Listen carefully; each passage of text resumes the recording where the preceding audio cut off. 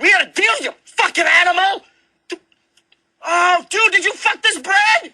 You fucked the shit out of this bread. You don't fuck bread, God.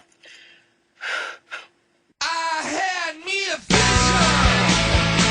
There wasn't any television. From looking into the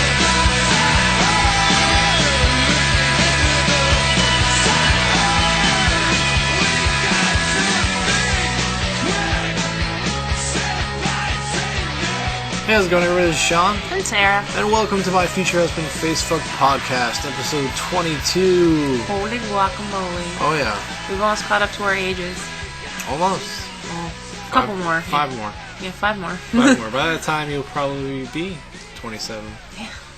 Yeah. Goodbye, 26. Hello, 27. Hello, New World. Yeah. Everything's gonna change, I have a feeling. Actually, it will for me. Everything will change. I'll be married.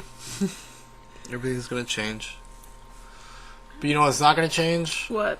True Detective. I mean, it probably will next season. I mean, so how do you want to do this episode? I don't know. We have like one other thing to talk about. Do you want to do that first? Yeah. And then we're gonna have a True Detective I don't prediction cast. Yeah, and I don't even know what the other thing is, so sure. We're gonna briefly discuss Oh, God. Robocop 2014 and Robocop original. So you hadn't... Before we saw the new Robocop, Sarah wanted to watch the original Robocop because you probably... You know, when I you was saw it... really little. Yeah, you probably basically had never seen it. Yeah. For all intents and purposes, you had never seen it. No, exactly. So we watched it, and what did you think of the original Robocop? I loved it. Yeah, it's a pretty fun movie. Yeah, it's fun. It's really tight. It's like well paced. It's good satire. It's got like a good message. Yeah, message and you know, like it's very cheesy in an endearing way. Yeah, I was gonna say it's cheesy, but not in the way where you're just like, really. It's cheesy in the way it matches its tone. Like it's purposefully kind of silly. I agree. Yeah, a little bit more like a cartoon in certain ways, right? Yes. Like an R-rated cartoon with heads exploding and all sorts of business. It's one of my all-time favorite movies. Is the original Robocop. Yes. So, yeah, good movie. Paul Verhoeven, good stuff. See, that's the thing. Like Paul Verhoeven was like kind of an auteur, even though that was kind of his coming out party to America. Was Robocop his coming out party? In a certain respect, yes. His filmmaking coming out. Like, so he's Danish? That sounds very Danish, yes. I think he's Danish, Verhoeven? Sounds Danish. And he had been famous he'd made some kind of I want to say made some movies with Rutger Hauer. And, like, that were kind of provocative, and he had kind of a name for himself. And he came and kind of did this tour de force science fiction B flick. He kind of took a very like B C movie concept and elevates it. Yeah, and did a really good job and did some interesting things with it. So when I heard for years they've been talking about remaking RoboCop, Darren Aronofsky actually at one point was working on a new RoboCop, just like he as at one time was supposed to do the new Batmans. He was going to do it, not Christopher Nolan, for a long time. Man. He was also actually slated to film The Wolverine. What's going on with this guy? Yeah, he must be like hard. He must be like, if they don't want to do what he wants to do, then he doesn't want to do it, which is respectable. Like that's cool to me. Like whether or not I like his movies, and I kind of do. I'm not in love with him in terms of like I don't think he's like amazing, but I really do love The Wrestler. I liked The Wrestler. I like Black Swan, but I haven't seen Black Swan. See, Black Swan I like more like on an intellectual level than the actual movie itself. Like it's because you like Dostoevsky, though. Yeah, and it does some good parallels with the Double and Swan Lake, and kind of uses those two stories as framing devices, and so it's kind of like this weird horror movie in a lot of ways, and it's pretty successful in it. And because I never really dug his other movie. What the hell is it called? Requiem for a Dream. Everybody loved that fucking movie when I was a teenager. I like Pi. But when I was a teenager, everybody just talked about how great, all teenagers that's how it was with me too. It was like Donnie Darko. Like Donnie Darko and Requiem for a Dream, like That's Yeah, all when anybody ever we were wanted to watch. teenagers. And then Fight Club came out, and it was the same thing, except I found Fight Club Club. first, so I didn't feel so weird about... Well, and I also think Fight Club's 10 times better anyway.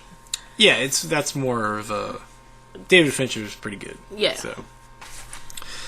But he has more of an entertaining streak in him than I think Darren Aronofsky does. I think Darren Aronofsky is the kind of guy who's like, I'm going to make what I fucking want to make. And Yeah. I don't really care if there's an audience for it or not. Yeah, but Requiem, I don't know, like, yeah, it was like a big thing with all of my friends. And I think the first time I saw it, I was like, oh, that's alright. And then when you watch it like a couple more times, you're like, eh. Well, it's like hyperkinetic. Yeah. It's very youth, almost, like, feels like very, like, music video. Yeah. You know what I mean? Like, so it's... And it's got, like, that really, like, melodrama that never really crosses the line into total, like, eye-rollingness. You know what I'm saying? Like, it never quite does it. It rides the line a few times, like the Jared Leto stuff and the stuff with, I think the ass Shaun Waynes, I think. the ass-to-ass stuff gets kind of ridiculous at the end. That's just sad. Yeah. You're just like, oh, man. Well, it's supposed to be, right? I know. Yeah, it does. You're right. It does. It goes on full, like, opera Yeah. by the end. Like, opera drama by the end of that flick. No. But anyways, that's a side tangent, I suppose. Yeah. But if you've listened to this before, you should expect that. That, yeah, like 8 times a podcast. But the new guy, I think his name is Joseph Padilla? Something that If he's respect. Hispanic, it's Padilla. And a few months ago, when they released the first, like, full-length trailer, I wrote, like, a here's hoping thing about it, and I just kind of analyzed the trailer and what I thought maybe the movie would be about, the themes it would touch on. Mm-hmm. And it does. It touches on it. Because you're just always so right. Yeah. So if you'd like to know that, you know, you can... Because we're not going to even bother talking about this enough to spoil it. No.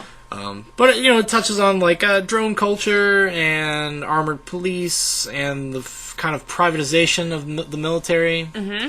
And makes kind of a... There is some satire in it, and that really comes in the form of Sam Jackson as, like, an obnoxious, ultra-conservative, like Fox News-esque... Like show. Yeah, show. Which, those were some of the, like, the funniest lines from him. No, I agree. He's like... I think some of the points the movie made, though, they went, like, it was just so obvious that you're just like, really? For sometimes, yeah. Yeah, sometimes. I thought the Sam Jackson stuff was, while it's on the nose, I think it worked, though. No, I agree, but there's some of the stuff when they say it or do it, you're just like, really? You couldn't, like, subtly do that? You had to just be, like, so obvious and, like, spell it out? Yeah. That's where I got most annoyed. And I was kind of bored for the first little bit of it. I don't know why. I was, though. Because they had to set up that world so that the entire Robocop concept made sense. Yeah. You know what I mean? So they spent a lot of time, like, talking about, like, privatization of the military in the beginning. I mean, there's a whole, like, 15 minutes before you even meet, like, Alex Murphy. There's this whole sequence in the Middle East, and they're showing what this company can do with their robots. Which I understand, but... So there was so much, like, table setting, you know what I mean, that you had to do and introduce all the characters, and then their interpretation of Alex Murphy gets short-shafted because of it. Yeah. Like you don't really get to spend very much time with him as a man, although, in fairness... You don't know Robocop. You don't in Robocop, but they are serving two totally different masters, and this movie wants me to care about the man in the machine. Yeah. Like, his dilemma, because it takes more of, like, a sincere take on, like, what would it be like if you woke up and you were a fucking half a torso, a head, and a hand. Yeah. And you were in a robot, and you're supposed to feel for him. Yeah, because you also meet his family more, and you get to know his relationship with his family. It's much more personal. Yeah, because in the other Robocops, you're like, where did they go? Yeah. I can feel them, but I don't remember them. Great Peter Weller. Yeah. Joel Kinnaman, the guy who played the new Robocop as an actor, I actually kind of like. He's really good in the show The Killing. While that show is kind of has its ups and downs, he's always very solid. I think he was miscast. I never really... Saw him as Robocop? Yeah, he never really worked for me. And I think part of that's because that movie is like... It's like this weird dilemma of the origin story. And, like, they spend almost the entire movie on the origin, and then they're like, oh, well, we have to, like, resolve this, and he has to fight a villain and, like, be a good guy. And, like, the last, like, half hour is just him, like, solving his own murder, and, like, you know, it just got, like, too rushed in a weird way. Mm-hmm. I didn't get enough time. He was never Robocop. No. in the movie. Except for that. Like, he's Robocop. Except for one scene. I'm not going to spoil it, but there's one scene where I think it was like, yeah, Robocop. Yeah. I think you know what I'm talking about. But, and it's too bad because I don't think the movie did very well. It, like, kind of did, I think, not mediocre. Not totally bombed, but it didn't do great. Because, like, you could take that, and I feel like there's a lot of studio hands in there. Like, you have to make a fun movie. Like, you have to make, like, kind of... You have to make something kind of vanilla. Yeah. Like, so everybody can like it, and anybody could watch this, instead of being just, like, the hard-edged, like, commentary that it wanted to be. So, yeah, it's kind of just conflicted in that way. Yeah. I mean, I'd say give it a rent. I think it's probably worth a rental. Yeah. If you're into, like, sci-fi stuff. Like, if not, like, don't even skip bother. it. Yeah, it's not even good as, like, just a dumb action movie, because there's barely any action in this And the movie at action all. that's in it's not, it's, like, not super impressive. If you're into, like, the concept, you can get behind, like, the literalization of the concept and take the concept sincerely. There's a lot of good scenes and stuff like that with him struggling with his human nature and whatnot. So there's stuff like that that's interesting. Gary Oldman's actually pretty good in it. When isn't he, though? Yeah, that's true. That I like when he freaks out in movies. His yelling voice is always so funny. I have to save him. That's my favorite part of The Dark Knight. Yeah. And he kind of gets like that. He kind of gets like that in Robocop. A little bit. In the lab. Yeah. Run! Just playing, like, a much more, like, easygoing James Gordon. But like there's things in it that it's not, and when I said, like, Joel Kinnaman didn't totally work as RoboCop, I don't mean to say that he's bad in it. Like, he just him and the character never, like, it's nothing to write home about. Yeah, it's, like, perfectly serviceable, but it just, and it's not him. It's just like, and it's just the setup. They just didn't, like, justify him as the character to me. Yeah. And that's a weird thing, like, this movie would have been better if it wasn't called Robocop. Because it's not Robocop. As a franchise, Robocop, well, granted, like, there's 2 good Robocop movies, and there's a lot of shit that in, like, Robocop stuff out there. But it's supposed to be, like, a kind of over-the-top, somewhat satirical take on, like, crony capitalism and stuff like that. And when you take the concept seriously and try to be sincere about it, it kind of ceases to be RoboCop. And it kind of, like, the only reason that it's called RoboCop is because for name recognition. And it really felt, like, apparent. Because, like you said, even in, like, that first 20 minutes, you're like, what the fuck? Yeah, like, what? Yeah, and, like, you get where they're going, but you're still like, this isn't, like, why is this RoboCop? Yeah. That's how I felt when I was watching. I was like, why is this RoboCop? I'm just bored. Why couldn't this movie just be about a cyborg? And then I guess everybody would have been like, well, it's fucking RoboCop rip-off. So I guess you can't really win there. Yeah, so you just might as well take the route that, you know, of the path of least resistance. Yeah.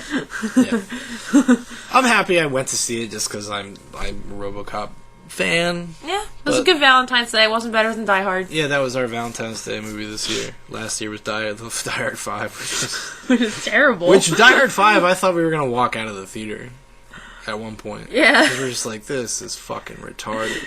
It's, like, not even bad enough. I laughed at it, but it's not even so bad as good. It's just like it almost the logic that it gets broken in that movie. You're like, it's almost infuriating. Yeah. It's like, no. So let's see what happens next Valentine's Day. John McClane is RoboCop. Might as well just end fucking Die Hard 5. Might as well just call that RoboCop. But anyways, does this man have a soul? John McClane? I don't know. I think he does. He's in that machine. that husk of Bruce Willis lookalike. Oh, stop Imposter, it. doppelganger. Oh, stop it. No, it's alright. No, the last movie Bruce Willis actually looked like he gave a shit about was Looper. Yeah. Rightfully so. It was a good movie. It's nice when Bruce Willis looks like he gives a shit. Because he's good. Because he can be really good, but it's so apparent when he does not care. Bruno's here for his paycheck. Oh my god. Oh my god. He's like Robert De Niro now. Robert De Niro's kind of the same way. Harrison Ford. Like, Harrison Ford, it's bad when he does not care. I think also he lost a lot of his magic. I don't think he cares about it as much anymore, like the process. So he just wants to build tables again, man. He just wants to fly his Cessna or his helicopter and go on rescue missions in the mountains and live with Calista Flockhart. Who looks weird now? I saw a picture of the Oscars last night. Now? Yeah, well, I'm just saying, like, it's even weirder now. I saw a picture of her, actually Harrison Ford, like, the first one to get pizza. Yeah. And Alan brought, like, 3 pizzas out. I didn't watch the Oscars, I just, so did I. I, just looked at pictures today. I was just following the Twitter feeds, and then I saw... Apparently Kerry Washington really wanted a piece and never got it, so there's a whole bunch of pictures of her just sadly holding an empty plate. Yeah, well, there you go. You're old news, Kerry Washington. You were in a Tarantino film, and now you're on fucking, like... Scandal? Some television program? Come on, girl. Speaking of television programs. Speaking of television, so from this point out, Sarah and I are going to be talking about our latest television obsession. I think it's safe to call it, like, somewhat of an... I'm obsessed I spent with it. all day today watching it, literally, from, 2:30? No, maybe 3 o'clock, till you got home tonight. Well, more than that. Which was almost 11. Because Sarah was caught up to the first 4 episodes, right? Yes. And then today, before I left for work, you watched The 5, 6, and 7, and then you were rewatching them after that. And I was back on 5 when you got home. So you were right where you needed to be. Good stuff. It was I did not. I only stopped it twice. Once to go eat dinner. Once to let the dog out. Yeah. But like I was even painting and drawing True Detective as I was watching that's True right. Detective. If you see the cover photo for this episode, it is a piece of art that Sarah made. Yeah. I guess a True Detective True Detective fan art. I guess it's fan art. Yeah, I mean, that's what it is. We'll call it what it is. Sure. I was painting and drawing as I was watching it. I felt much like Rust, in Rusty. You've been obsessing about something and doodling it all the time, and stop with that Nietzsche bullshit. Said Nietzsche, you shut your mouth. So, well, I guess we've never talked about True Detective. No, we haven't. I was into it from the first episode. I liked it from the first episode, too. I really loved the first episode. I know. I was like, holy shit. You still really love it. This is going to be amazing. I guess we can open up. Is there anywhere in particular you want to start? No. I mean, I guess if you haven't seen the show, we're probably just going to jump all over the place and talk about kind of our predictions for the end of the show. Yeah, because the last episode's next week, right? Yeah, yes. So it's kind of like a prediction cast of sorts, spoiler cast. Predicast. Oh, Predicast. Copyright Sarah Dillon, 2014. Yeah, because there's a lot of layers. It's a very meticulously built show, and it's one of those things that I actually really like rewatching the episodes after watching whatever the latest one is. Yeah, which is why I did that today, because you recommended it, and you were so right. It's actually better. It's a show that is enhanced. You pick up on so much. It's enhanced by by knowing more of the story. Yep. Because you see how they were building it. How actually they were building it. Because the cool thing about the production schedule of True Detective, it's 8 episodes. The writer wrote it as one giant script. He knew who the actors were while he was writing it, so he wrote it for them. Which he did a really good job then. Yeah. So he wrote it for those 2 actors, and it's not because most television, they are in the process of, they have kind of generally they know what arcs are and stuff, but they're writing as they're premiering, and they're writing and filming and doing all that stuff as the show's on air. Yep. This is it's more miniseries than television show. Yeah. Right? You know what I mean? It's gonna close episode 8 is the last episode. It will close the story. That we will not see these characters again. And that's why they're able to get more A-list talent and stuff on their show, because they're a short-term commitment. Yeah, 8-episode commitment, 8-hour commitment instead of 17, maybe more next season. Yeah, 12 to 22 episodes, whatever normal shows are. Yeah. I don't know. I'm just really loving it. I love the tone. I was really hoping, and I don't think they're gonna do it. I could be wrong. I wanted some fucking freaky deaky H.P. Lovecraft shit. When don't you want that, though? I really wanted it in this, because that would have been they were, and it had more to do with the feel of the show. It was the tone. Mm-hmm. The tone is gothic horror. Yeah. And that's when as now caught up to episode 7, I realized oh, it's not literal. It's they're just using it for the purposes of creating dread and tone. And I mean, a lot of H.P. Lovecraft and what's his name, Chambers.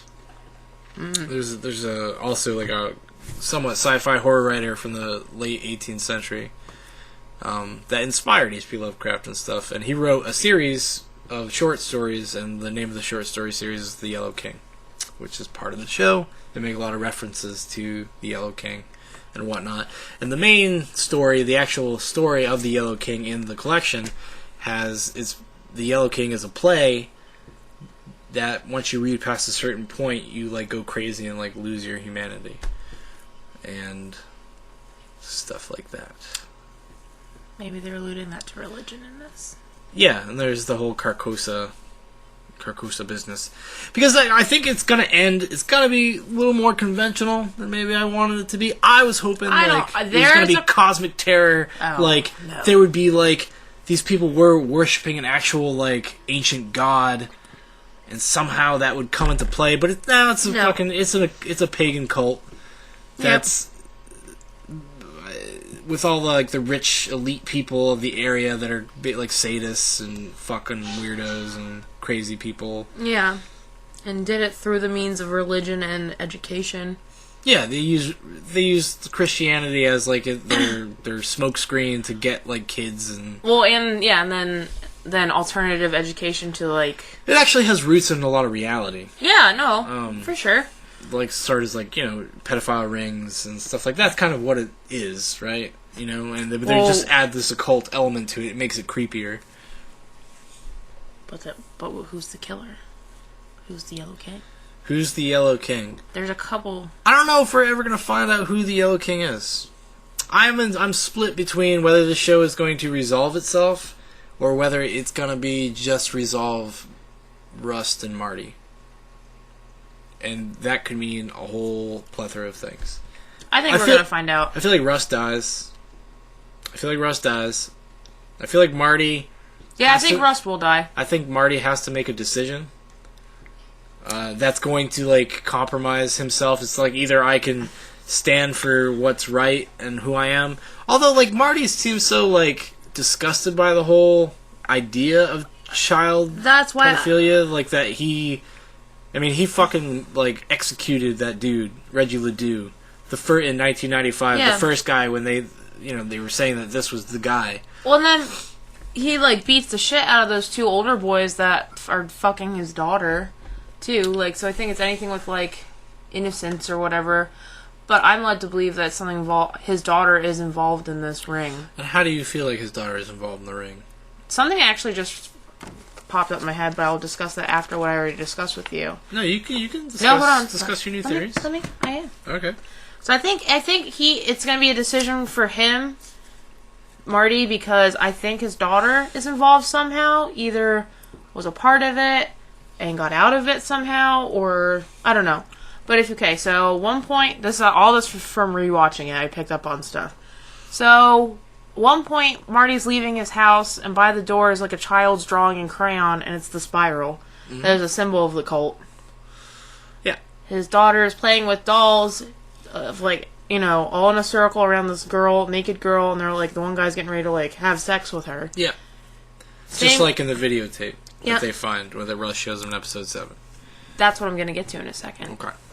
The videotape, remember that. So then... Also, his eldest daughter, the one I think was involved, gets caught at school drawing graphic sexual pictures.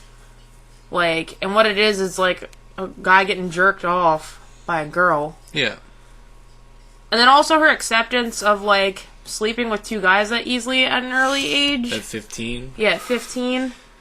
That's a little weird to me. I mean, it might happen with some people, but I know at 15 I wasn't thinking of that. You know what I mean? Well, it's used as an identifier of somebody that's been, sexually abused or something like that. Yeah. A lot of times, in very broad strokes.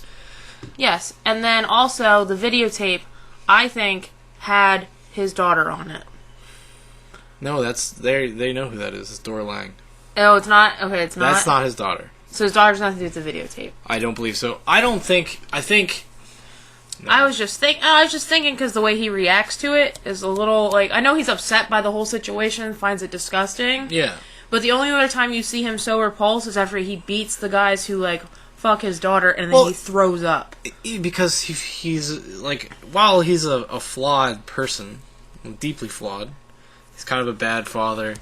He's a bad husband. He's a womanizer. He's a womanizer, but like he's aware of it, and like just all people, like it's a very human character because I know he knows when he crosses the line, he feels guilt and stuff, even when he does, and that's kind of actually why Rust is able to bring him back, able to get him to help him because he's like, you have a debt because you fucked up. Back in 1995, we got the wrong guy. We pinned it on the wrong guy, and now we have to do that because he has this very strong sense of justice, whether that's through the judicial system or not. Yeah, like, it's like cosmic justice, like karmic justice. Like he is a cosmic being, and that's why Matthew McConaughey was perfect. Plus some bongos. Anyway, but I think the Marty's daughter, the way she's connected to it is through her grandfather. Her grandfather is like a wealthy doctor in the area. I think Maggie knows about it. I think Maggie knows way more than she lets on. I think, and that's why that stuff would actually be at the house, at their home. Because it's thing she was familiar with when she visited her grandparents. Well, because they talk about the whole thing about kids being drugged and being awake but not awake. Yeah, that was weird. So she might have like things she thought was a dream or whatever, but she was actually witness to things. Yeah. So I think like she's been exposed to stuff, and when she was a really young girl. Yeah. And then they kind of made allusions that she has some problems as an older person. Yeah. She's like an artist, and she's like, and her mother makes reference to her being on medication. Doesn't take it though. And yeah, she decides she's a boyfriend that takes care of her. Yes. So there's a lot of stuff I think supporting that somehow Maggie is complicit in some of this stuff. Like when in First Passing in episode 6, when Maggie goes to Rust to get back at Marty for cheating on her again, like you could read that as like totally superficial. Yeah. Right? Like this is just what's going to hurt him the most. This is what's going to hurt her husband the most. That's why she does it. But I think when she went to Rust's house, she was just going there to cry, to talk, or something, because she almost slept with this dude at a bar. Yeah. And she didn't know what to do. And then she goes there, and you see her look around the room, and Rust has all the clues to the case all hanging up on his wall. He's got shit scattered all over the place. He's got the little stick things in his beautiful mind up in there. In his apartment, and she notices all that stuff, and then there's like this look of panic on her face. And you read it, like, superficially, you read it as, like, she's worried about Rust. Or also just, like, holy crap, all these murdered bodies on the wall. What? Well, that's true. Like, but she's a doctor, so she sees that shit. So to me, like, when I first watch it, like, when you watch it, like, kind of in a vacuum, you're like, oh, she's just feels bad, or she feels concerned for Rust, and then she does what she does to get back at her husband, but I think she knows how to fuck up the case. But when you watch it from the fourth dimension... Yes. Looking up. Which I think is a reference to the audience. Yes. And we watch, like, characters over and over again doing the same things. That's like we would watch a season of a show over and over again. And watch them make the same mistakes and blah, blah, blah. So, but anyways. So I think she does it actually... Not just to get back at her husband, I think she does it purposely to fuck up the case. So she knows about it. She's like privy to stuff. And then in episode 7, after Marty goes to kind of say goodbye to her, because he doesn't know what's going to happen. Yeah. He thanks her for kind of raising the kids. Yeah. She goes to see Rust at the bar. And kind of pumps him for information. A little bit, in a very subtle way. Yeah. Very subtly looking for what's going on. Like, what are you guys doing? Under the guise of he doesn't talk to me anymore, but I still care about him. Yeah, kind of, yeah. Like, just promise me he won't get hurt. Kind of thing. Well, she says, like, tell me that Marty's not going to get hurt because of this. And he's like, I can't do that. He's like, you better get out of here, you're classing up the joint. That was a great McConaughey line. Love it. Actually, my favorite McConaughey line from the series so far, he's like, just when he has the guy, I think it's episode 1, he has the guy go get him some beer, and he says, nothing snooty. Yeah, nothing he's snooty. Like, just give me the cheap stuff. Yeah, nothing snooty. Nothing snooty. The best Woody Harrelson line you ruined for me the episode before it happened. I know, I'm sorry. When it happened, I was like, no, that would have been so good! No! But I don't know. It's really good. No, it's like very meticulously layered, and that's the cool thing about it. Like you said, like rewatching it today, you're like, oh, that's how that works, and you see how everything adds up, you know? Except for that fucking theme song's been stuck in my head for days now. Yeah, I kind of like it. T-Bone Burnett. Yeah. No. I like it. It's better than the.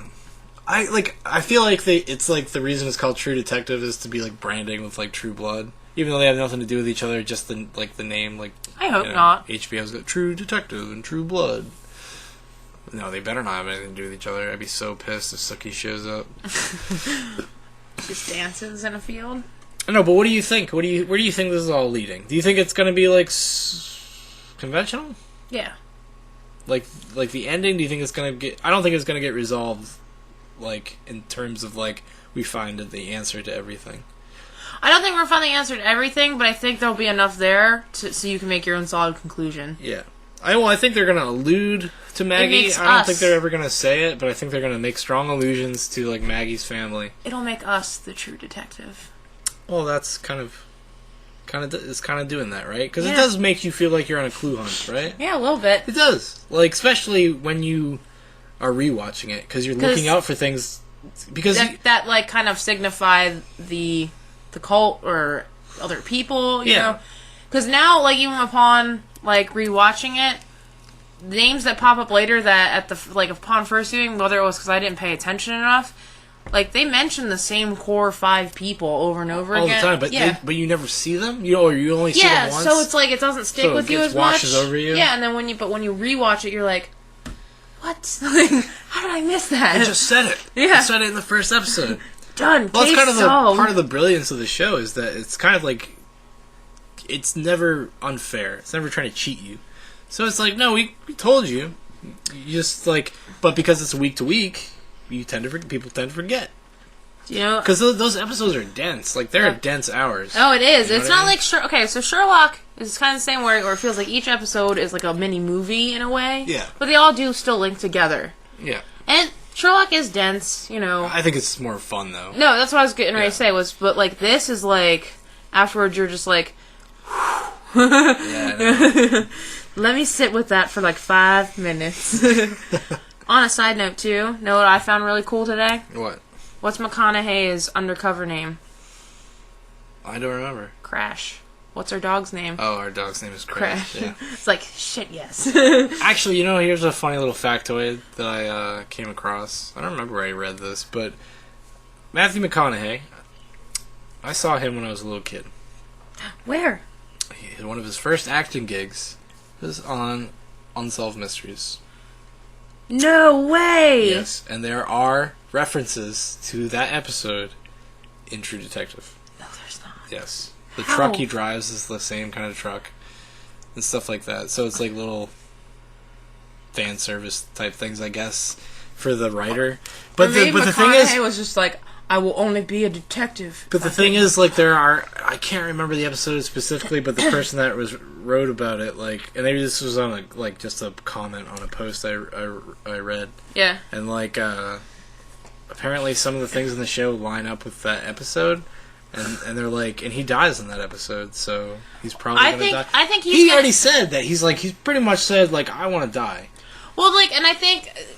leading back to some of the philosophy stuff with, like, how he talks about, like, as he's gotten older, he grasped onto that, like, that Nietzsche concept of thought. Yeah. With the Eternals, a return to the same. And with that acceptance of life being this, like, reoccurring, like, series of events, until the end, the whole point of it is to gain amor fati, which is, like, the love of death.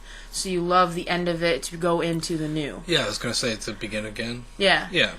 So I'm wondering if that's kind of where that's going with his character, because it's as he's gotten older, that's how he got more into that line of thought, because when he's a younger detective, he thinks more along a different line of thought. He's just more morose, and, like, in a less thoughtful way. Yeah. Because of his life, because, like, losing his daughter, and then all the undercover work, he has just a real shitty view of humanity. And then when you flash forward to 2012 Matthew McConaughey with the stash and stuff. Like you said, he's as, much as more the like. one website called him Can Man. But he's much more like articulate, philosophically articulate about like where he feels like his place in existence is and how we all fit into life. Yeah. Right. So I think that kind of shows the growth of his character. But I think that's what when you said earlier today when we were talking about it that you feel like he's gonna die. I didn't think that at first, but then watching it again and listening to his character, I think that pulls into that through line where it's like he's finally like got this like hunger and like kind of in a weird way appreciation for death. He even says that like I have a new outlook on like humanity and life after that like shootout or whatever. Yeah, made him think differently about things. Yeah. Yep. I think it's cool to subtly see how they tell the same wrong story as like the actual things that are happening. Scene. It's fantastic. Yeah, I was just like, this is great. Yeah. Well, actually, and then they were shooting at us, and I was behind a boat. And like I was you don't get those kids till I tell you. I was thinking about this actually today while I was working. That like the rhetoric that Matthew McConaughey like kind of speaks in the 2012 Matthew McConaughey, the 2012 Cole, is very similar to a lot of the weird shit those occultists talk about, like Reggie Ledoux and stuff like that. Dropping the Nietzsche references and stuff. It is. And then he's kind of talking about it because there's a lot of theories like who's the Yellow King. Yeah, and I don't think it's him. Some are more plausible than others. Like, but there's for a while, the past couple weeks, people were like, it's Marty and Cole are like the top number 2 like suspects, if you will. Yeah. I don't think it's... Like, number 5 is, like, Maggie's father, and then there's, like, the Tuttle. Reverend Tuttle is one of them. But he's dead. And then the man on the lawn... But his cousin is still alive. The lawnmower man. Before, like, it was clear that he was the man with the scars. Do you know why? Do you know why it wasn't clear? Why? Because he had a beard. Yeah. Yeah, because you see... I didn't realize that today. I was like, wait, was I just not paying attention? You see him just mowing the lawn at the abandoned school, right? Yeah. And then McConaughey is talking to him, and you see him, but he has a beard. Because I rewatched... I couldn't wait till that episode. Yeah. Because I was like, oh, maybe I just was ignorant and didn't pay attention to it. Doesn't he have headphones on? No.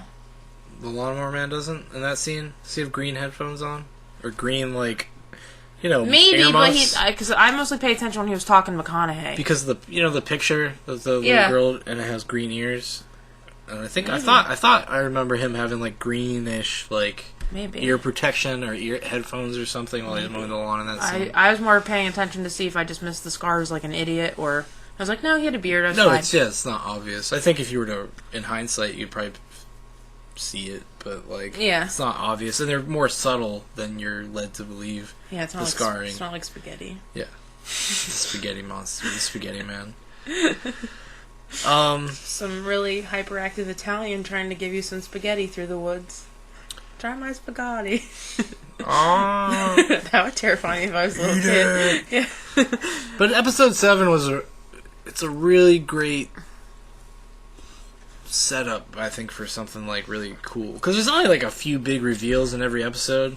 Yeah. They only do like maybe a few, but 7 was pretty packed. Everything was like a reveal in 7. Yeah. I love my favorite scene is when they talk to the old black lady. She used to be the caretaker. Yeah. And she knows all about the cult and stuff. And then she starts like panicking because she's like, I'm not supposed to be talking about this, Yeah, and she's got like dementia. Yeah. And like, I don't know. That was pretty cool. And she mentions Carcosa. She mentions how the You're guy in the light of Carcosa has sex with a lot of women until like but he would only have sex with them once because they were like not virgins anymore, and a lot of good stuff in there. Yeah, a lot of good stuff. I think that I gotta rewatch 7. I didn't get to rewatch 6 and 7. I think like it's leading up to a more, like I said, conventional. I think it like leaves the door open up until this past episode for like a plethora of different things. But I feel like they are setting up like definitive shit. Like, okay, we found the man. Here's the man with the scar face. Like, there is an occult like pagan thing going on. Here's this corrupt cop that's now in power and really close to all of them. Yeah, so it's covering stuff up. It's laying out its cards, and like we'll see how it goes. What hand we're dealt, we don't know. We don't know. We don't know who's got what cards. But like it's so it's setting up, I think, a very specific, definitive, at least suspects. Yeah. But I do not believe if the guy with the scars on his face is like is the mastermind, which I don't believe at all. I think if anything, he just was like a henchman, kind of. Yeah, because he's somebody's cousin. He's related to the... Childress, like the old sheriff. Yeah. Like the original sheriff from the case of 95, from that like small town or whatever. Yeah. He's like his cousin or That was something. the original cop on the case. And they're like also, that. and they're cousins with the Tuttles. Yep. Which is like the, like, Maybe one we of them's just the governor, one of them's the big time reverend. That OD'd. Or something, yeah. Well, was probably murdered, but... Probably murdered. It looked like an OD. No. It's kind of weird how incestuous the bayou is. Hey man. God tried to wipe it off the face of the planet. They kept fighting back. Stop it.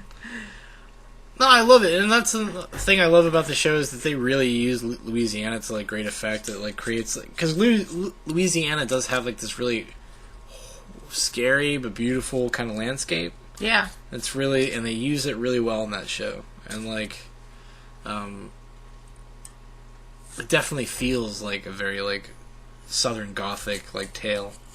Yep. In a lot of ways it's really well made. Probably one of the most well-made television shows I've ever seen. It's like very purposeful. Everything means something. I like that as well. There's not a lot of... Even though those episodes are an hour long, I don't ever feel like a moment's wasted. No, and they fly by pretty quick, too. And I always get bummed. Because I'll check the time and I'll be like, God damn, we have 10 minutes left. That's how I felt the last episode of Hannibal. I was like, that's it? Yeah. Before this new season started, I was like, that's it? What? Well, hey, that's an interesting juxtaposition, like True Detective and Hannibal. I think True Detective is way better. No, I agree. I like Hannibal, but it's so, like, quote-unquote, like, TV-ish. No, I agree. And True Detective just feels, like, really special. Because it's HBO. You gotta pay extra for that shit. Yeah. But it feels like it's just the obvious, the budget's there, like, the care's there, the writer's there, like, or the writing, rather. The writer's actually... Well, but he actually was on set the whole time. Or most of the time. Which is kind of a rare thing. Most writers are not on like, set when filming is taking place. Which is weird, but they're not. They're usually not. Yeah. It's usually, like, if they have anybody, it's somebody they hire somebody new to do really rewrites. Not on True Detective, man. It is a singular vision. And it's cool. It's cool to see. It's a true story. I'm really excited. For the last episode. I'm not even dreading it. I'm like, because, a lot of times when... something's ending, you're like, oh. Yeah, kind of bummed. But I'm just kind of looking forward to watching the last episode and then watching them all again. Like, marathon them one day. It's going to be amazing. One Sunday we both have off? Yeah, it's going to be amazing. Because it's worth rewatching. Because everything is there. And it's like this Rubik's Cube. I hate Rubik's Cubes. But it's just like, this box that has all the clues are in there. It's like a circle. And circle. you just have to, like, pay attention. It's like fucking a spiral. Great. It's like a spiral. It is so rare to find, like, a quote-unquote, like, adult show that doesn't pander to its audience and is actually, like, for, like, thinking human beings. It's not for, like... You could passively watch True Detective and maybe like it. Yeah. I think you'd be a little bit more bored, though. Because it's not something like... A lot of other HBO shows are, like, very about immediate gratification, and their, like, concept of being adult is just to have lots of sex and lots of gore. Don't you talk about Game of Thrones like that. You shut your mouth. Game of Thrones... I really like Game of Thrones. Too? No, not in the same way at all. Come on. No, I know, but it makes you think. It is a really well done, trashy show. But it's really well done. It's just... Look at the elements that are at play there. I mean, like, it's a soap opera.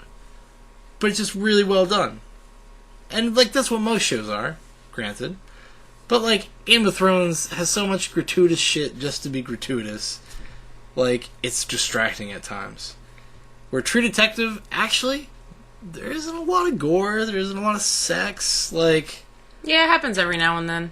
But it's not like... overly gratuitous. They don't linger on it. Yeah. It's just enough to kind of like, okay, this is happening. Make a point in a way. Yeah. I got you. I mean, they even like the reveal of the when they find the videotape, or Russ shows Marty the videotape. Like, they don't even linger on that. Yeah, they show like the first like 2 frames, and then they see a little pull away because it's more important how Woody Harrelson's reacting to it than what's actually on the tape. Yep. Because it's a character drama. It is really centered on those characters, and you're on the journey. It's more about them than it is about the mystery, because the mystery is the plot. But it's almost like not the most important thing about the show. And I do enjoy watching both Woody Harrelson and Matthew McConaughey in this. I think they're doing really awesome. I like watching Matthew McConaughey more, though. I think Woody Harrelson's gonna be kind of underrated in this movie because he's the straight man, and he does a really good job with it. Yeah. And like, he is just he adds like this really great balance to Matthew McConaughey. It's because Matthew McConaughey's character is way more flashy, but like, yeah, I think he's really. It's really important to like the dynamic and the way the show like has been building and is treated as part of Woody Harrelson. He's really important to it. How the dynamic of just how it works, I guess. Mm-hmm. Oh, sorry, I was just caught in thought thinking about something. Okay, so you have anything else? Any last things you want to say? What if we find out it's actually the 2 detectives investigating Rusty? Actually, I think they're gonna die. Yeah, you said at the end of 7 when I watched it earlier. I agree with you. I think they're gonna get chased down. I think those dudes are dead. I think the directions they were given to go somewhere to die. I don't know about that. Do you think they're going to the end, to the last episode? That's where they're driving? Yeah. Gotta get to the episode 8. Gotta get there. Yeah. Where the sun goes down. I don't know, I'm really... Because I think... And actually, with the episode 1, the first shot of episode 1 is somebody or some people setting fire to the field by the tree where they find the woman's body, Dora Lang's body in the first episode. So I'm kind of interested to see how that plays out. Yeah. And who that is. I have a feeling that's Matthew McConaughey and Russ calling out the cultists, getting them, like, drawing them out. Yeah. I have a feeling that's what it's going to be. You know, I didn't even think about that scene after it happened. Oh, yeah. Oh, yeah. Oh, yeah, you're good deep. We must go deeper. Because it does, what it does is, like, the field is set ablaze, and then there's a hard fade, and then it fades back up into Matthew McConaughey and them driving to find the body of Dora Lang. And the field obviously has not been set on fire and stuff like that. So I think that's a later thing. That's in the last episode. Okay. And that's what I just... and if you don't mind... I don't mind. I'd like to talk about this a little bit. Like, going back to the whole, like, H.P. Lovecraft kind of feeling the show has, that I really loved. And I think it's part social commentary, like, about just, like, the seediness of people. Seemingly of life. Yeah.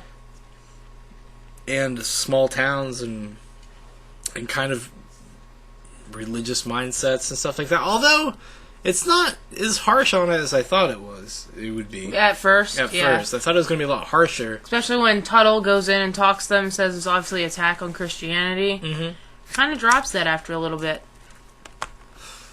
It does, but it brings it back up. But not to a point where it's like in your face. Because the whole focal point is that, like, the idea that, like, they have these Christian schools, and it's used basically just as a farm for kids to, like, molest and shit. Yeah.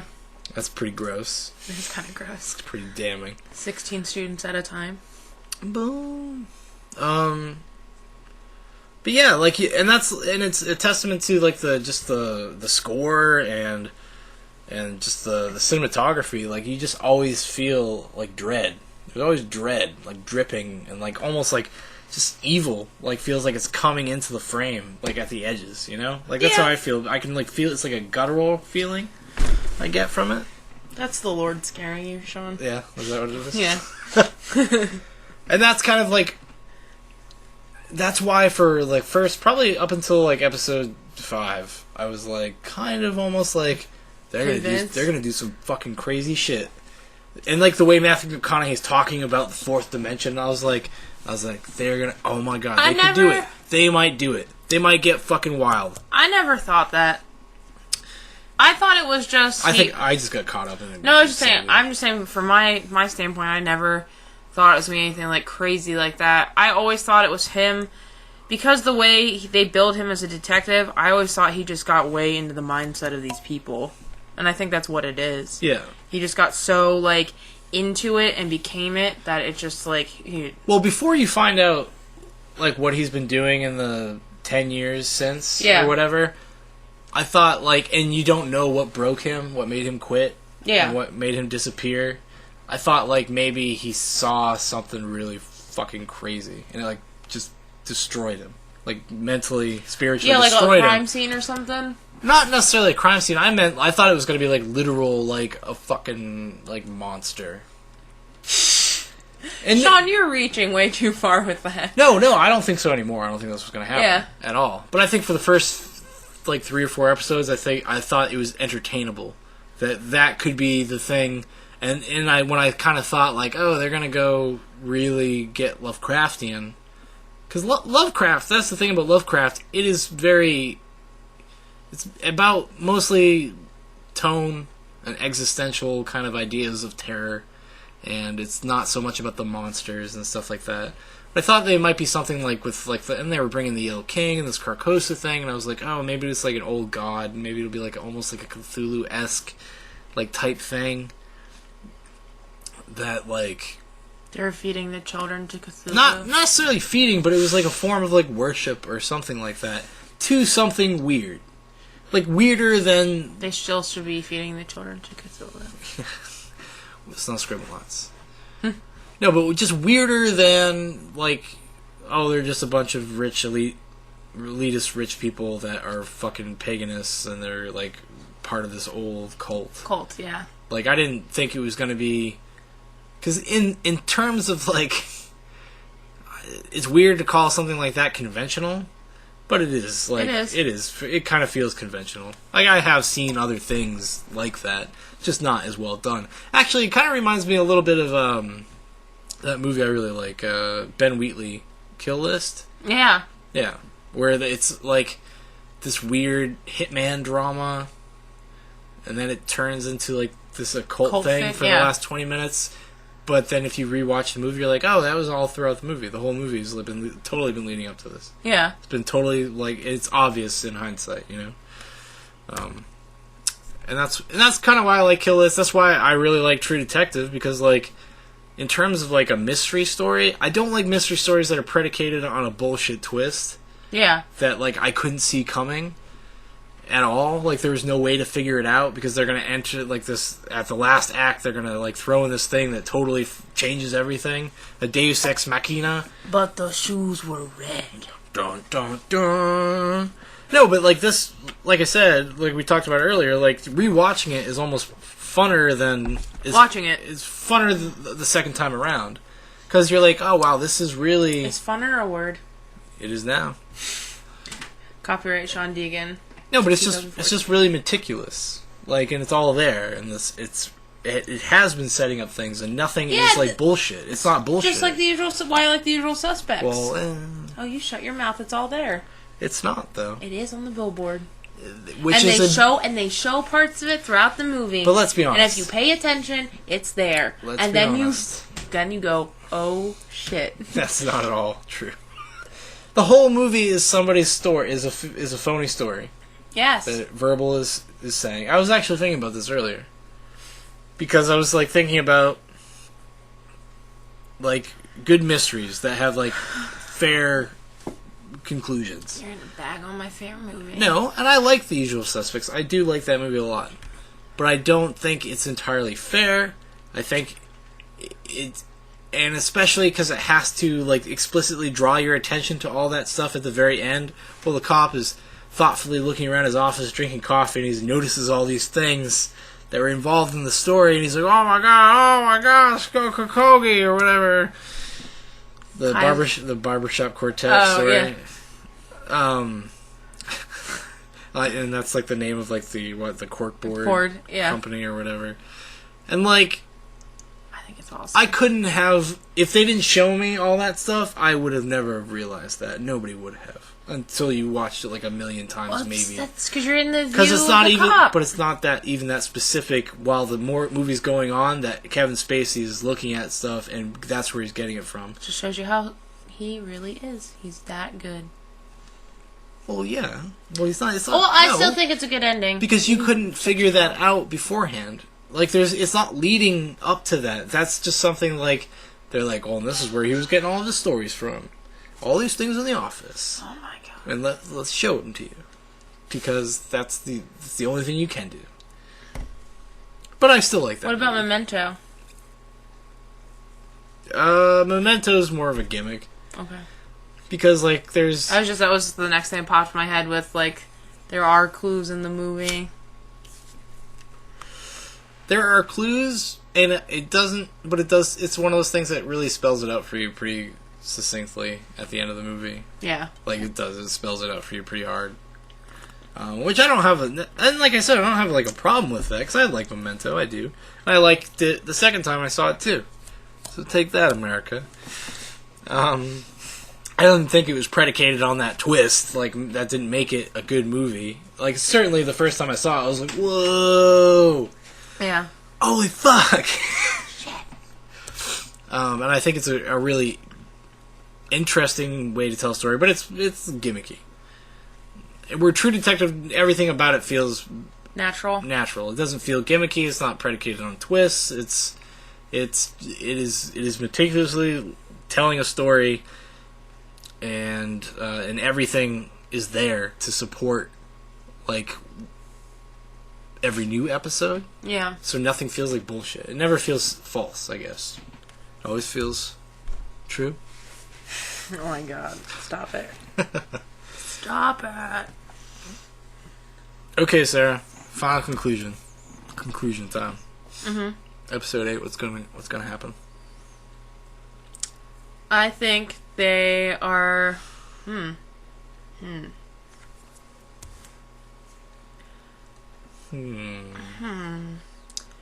think they're gonna find them like most like I don't know. Like I think now that you mentioned the field, I'm like, how are they gonna get there? Like, what's gonna bring them back there?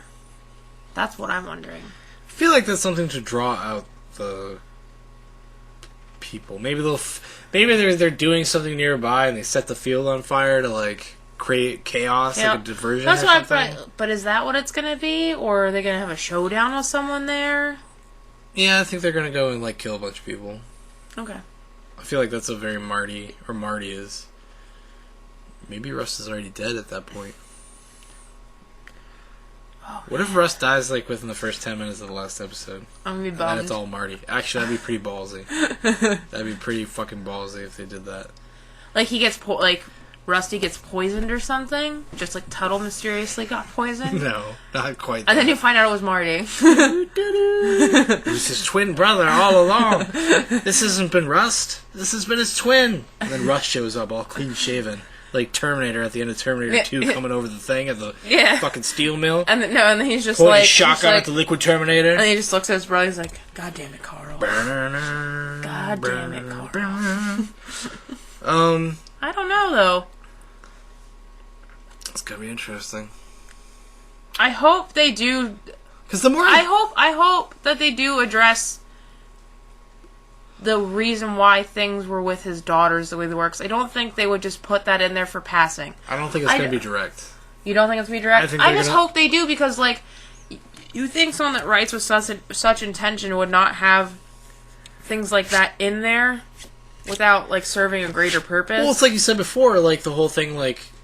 I don't know if you said it on the podcast or if we were just talking. Uh-oh. But, like, things being... The answer is always right under your nose. And that's I Marty's, said that earlier. Yeah, Marty's big kind of thing. It's going to be like, oh, I'm such a fucking idiot. Yeah. Because I have... The more and more I think about it, the more I really think Maggie has something to do with something. Yeah. I don't know if she's totally, like... The good wife that she's always, like, portrayed to be. I just don't know how direct her involvement is. But she's always kind of been a cold, passive person, right?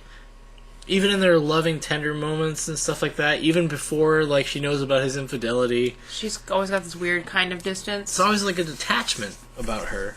There's Maybe she was raped as a her. kid, too. It's true. And now she's part of the secret society or whatever. I don't know. Like, there's things I like, that's why I really want to, like, because I've been falling asleep to it at night. Like, I'll watch an episode, but I'll end up falling asleep. But, I really want to, like, watch it closely and watch her character closely. Yeah, maybe she was abused as a child, but then also was aware of what happened to the oldest daughter. Because it was kind of weird when the oldest daughter, after the whole, like, sex in the car scene, like, when the Maggie was just like, it's just me and you. The daughter still, like, refused to, like...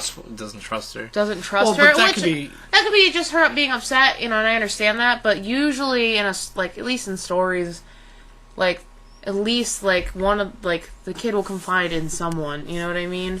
And it doesn't seem like she's very interested in confiding with either of her parents. Probably because the ignorance of her father and maybe the knowingness of her mother. Yeah, maybe. I mean, I think, like, because the more I think about it, the more I think that the show is really more about Marty than it is about Rust. Yeah, no, I think so, too. I think he's more of, like, your main character. 'Cause he's had kind of more of a... And I think it's going to be, like, some of the great irony. It's going to be, like, a very ironic thing that his family was involved in it, his extended family. Like, his right under his nose. Right under his nose the whole time, and it's almost like his sins of the father... kind of, because he was kind of an absentee dad and stuff, that's why he didn't notice anything. That's why, because he was kind of a shitty husband, and, like, he said it was because of his work, but he was just a philanderer, like, and that's what distracted him from being able to see. Even the couple times he did notice stuff at home, he was either distracted or seemed bothered by it, but too, like, not bothered to do anything. Like, he seems super bothered when he looks at the daughter's Barbies. But then when talking to the little girl about the drawing, just kept watching the basketball game. Exactly, yeah. Yeah, so it's like... Yeah. So sometimes he does notice things, but then it's like willful ignorance. Yeah. In a weird way. Like, not my family. Like, no, yeah. That's weird, but... Well, whatever. So let me watch the game. Yeah. Like, in a way, and I think that's going to be a big thing that's going to be come to play in the last episode. Bite him in the ass. I think so, yeah. Yeah.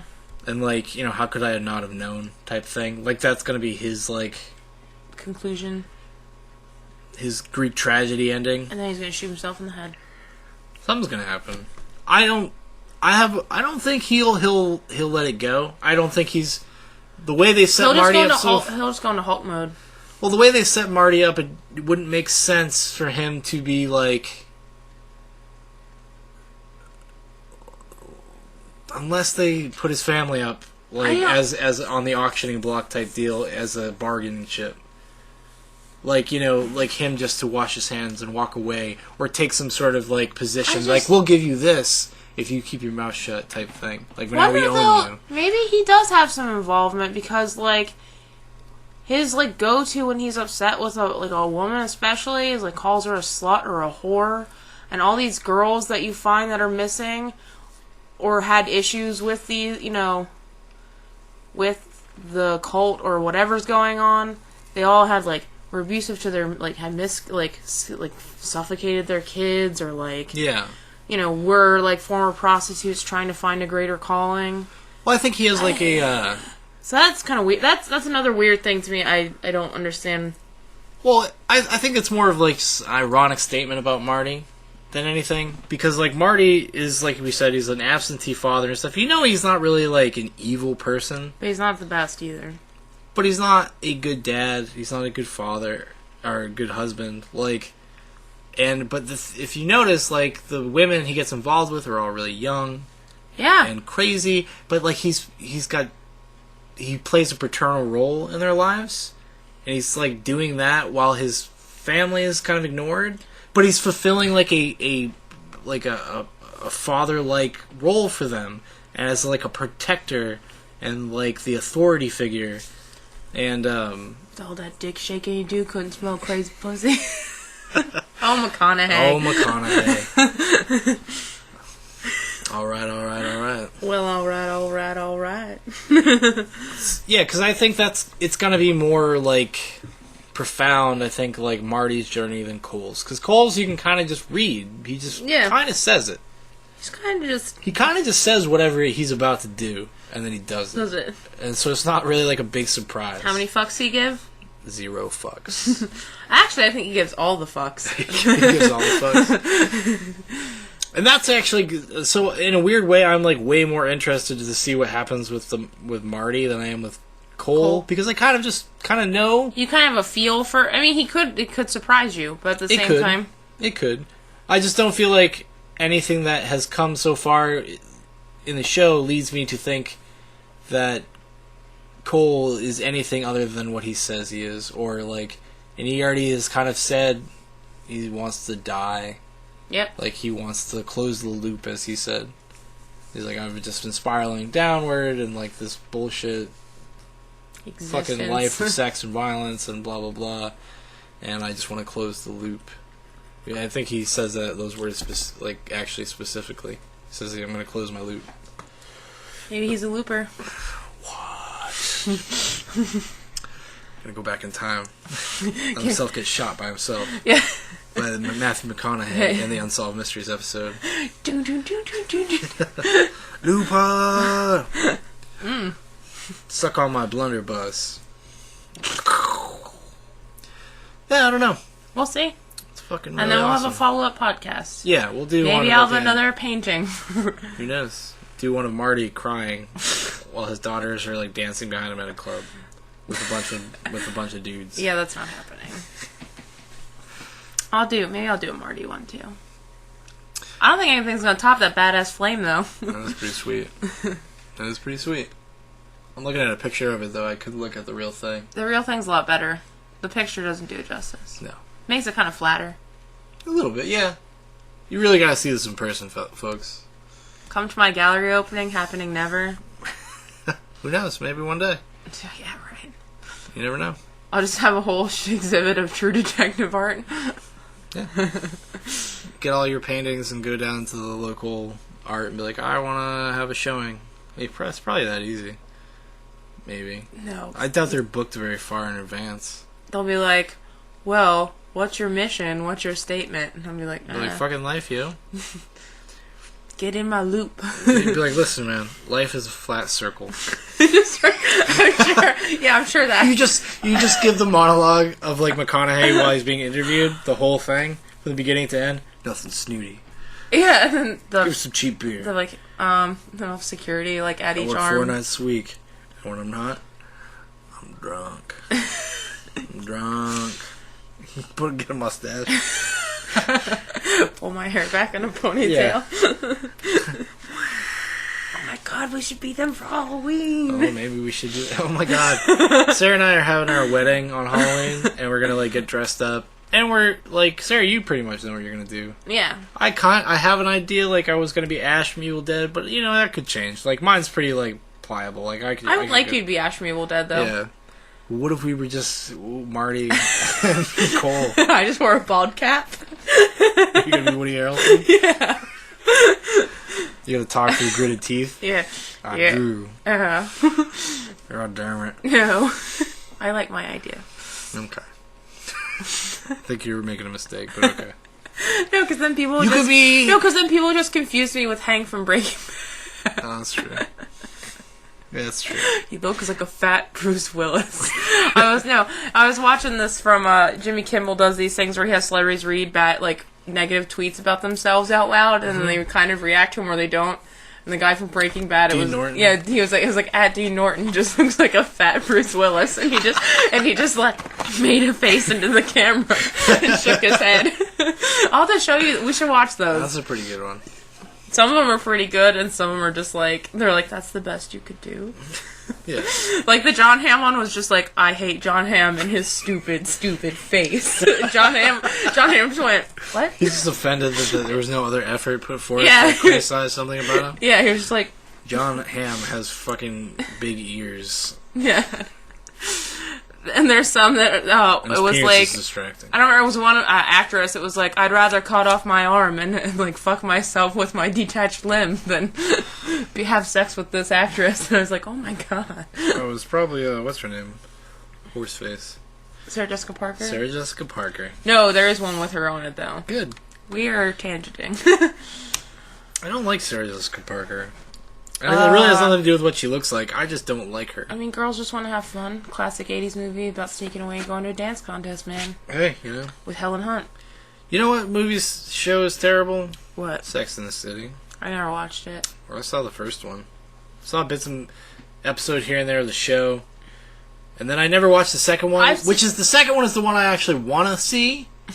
Because of how fucking ridiculous it sounds. They go to the Middle East and like bring feminism to the women of like Afghanistan or something. God, we should watch that. Yeah, that's what I'm talking about. That right there, that's some crazy. That's like Tyler Perry shit. I'm a Carrie. No, I don't know. Who's Carrie? I'm a Samantha. Is that Sarah Jessica Parker? Yeah, it's Carrie. She Carrie? Oh, that's right, the Carrie Diaries. Another show. Yeah, I've only seen I've seen like a few clips of the show, but it's mostly just her talking, like monologuing over her typing on a computer, and I'm like, this is boring. Yeah, a lot of girls I knew were just obsessed with that fucking show. You need some pretty dumb girls then. I don't know. They're like, oh, I got all the seasons of Sex and the City. Why? Like, why would you watch that? Is that how they would try to like sleep with you? Be like, No. got all the seasons of Sex in the City. I'm like, oh, hot damn. Season 3, episode 6. Let's do this. The worst pickup line ever. I've all the seasons of Sex in the City. That would be something I should say to girls. Oh yeah. Yeah. Oh yeah. Like, I have the complete alias Buffy the Vampire Slayer. Sex in the City. That wouldn't have gotten me. Also, Roseanne. Okay, Roseanne might have gotten me. Let's meet some John Goodman and Roseanne Barr. Because they're trying to make it. You know? Just trying to make it. They're weird kids. Just trying to make it. Working class, yo. Can you name all 3 kids? No, I can't. Becky, Darlene, and DJ. Oh, shit. David was Darlene's boyfriend. That's true. You truly are the truest detective. Yes! What if I just show up. the last episode of True Detective just connects to the last episode of Roseanne, where she's in the basement writing that story, and you find out they never won the lottery, and Dan died. Of a that heart was attack. pretty sad. Yeah! And everything from like season 5 on had It been was like just a lie. fantasy. Yeah, it was just a lie. What the fuck? That was pretty sad. Why don't people talk about that more? Maybe we will. Maybe we could do a like series. I don't know if I could watch every episode of Roseanne. I kinda No, like that I was show. just gonna say do an episode about weird series endings. Mm. Or the best series endings. I like the You way- know what's up in there? I like the way you think. On the Family. I bawled my eyes out. I don't remember that. Archie Bunker. Edith dies. Mm. You see him sitting on their bed. He cries. Yeah. Holding her slipper. Her slipper, that's right. And he's crying, and his granddaughter comes in and just hugs him. Or the adopted little girl. And that's from the last neighborhood. episode? It's the last. It didn't go on. It didn't go on after that. I think they tried to do something with Archie Bunker, but that's how they conclude the like Edith All and the Archie. family. Yeah, which is Edith dies, and you see Archie like be tender for a moment, and you're like, I bawled my eyes out when I saw that when I was younger. I was just like, oh my god. And then Saint Elsewhere was the autistic kid with the snow globe. Yep. You find out the whole series has been in this autistic kid's head, and he's holding a snow globe at the hospital Saint Elsewhere. Yeah. That's fucking crazy. Yeah. That's crazy awesome. I could get behind something like that. We could. Let's do that. That should be one of our next podcasts. Weird or sad best series endings.